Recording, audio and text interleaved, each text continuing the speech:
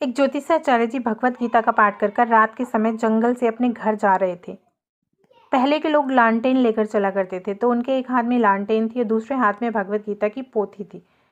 वो जंगल से गुजर रहे थे। अचानक एक भयानक प्रेत उनके सामने आ गया। कभी वो उनके आगे प्रकट हो, कभी पीछे, कभी दाएं कभी बाएं। उसको देखकर वो समझ गए कि ये नॉर्मल व्यक्ति नहीं है, ये एक प्रेत है। उन्होंने कहा कि मैं समझ गया हूँ कि तुम प्रेत हो। मुझे तुमसे डर तो लग रहा है, पर मुझे इतना पता है कि तुम मेरा कुछ नहीं कर सकते, तुम मुझे छू नहीं सकते, क्योंकि मेरे एक हाथ में लालटेन है और दूसरे हाथ में भगवत गीता की पोथी है। तो उस प्रेत ने कहा कि मैं तुम्हें डराने नहीं आया, कृपया मेरी मदद करो। मैं गुडवा नाम का प्रेत हूँ, मैं पानी में ही रहता हूँ, पर मैं पानी को पी नहीं सकता। अब मेरी ऐसी हालत हो गई है कि मैं और बर्दाश्त नहीं कर सकता। प्रेत में योनि में रहते हुए मैंने आज तक किसी को परेशान नहीं किया, किसी को सताया नहीं, किसी का कुछ नहीं बिगाड़ा।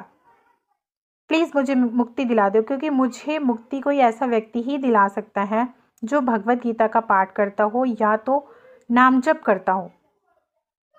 तो ज्योतिषाचार्य जी ने कहा कि आज तो तुम कहीं भी रह लो, कल से तुम मेरे घर पर आना। मैं रोज़ सुबह भगवत गीता का पाठ करूँगा, तुम सुनना, और शाम को मैं तुम्हारे नाम से नाम जप करूँगा। अगले दिन वो प्रेत ज्योतिषाचार्य जी के घर पर गया और वहाँ वो रोज़ सुबह भगवत गीता का पाठ करते, शाम को उस गुडवा नाम के प्रेत के नाम का नाम जप करते।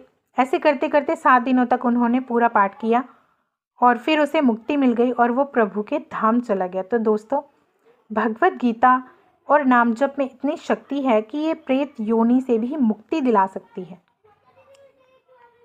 तो रोज़ हमें भगवत गीता का पाठ करना चाहिए या फिर नाम जप करना चाहिए। नाम जप, कलयुग में नाम जप ही वह साधन है जो हमें शांति प्रदान कर सकता है। मन को शांत रखने का सबसे अच्छा तरीका है नाम जप। तो जब भी मौका मिले नाम जप करें। कभी भी, किसी भी टाइम। नाम जप का कोई टाइम नहीं है कि सुबह करना है या शाम करना है, कभी भी करें।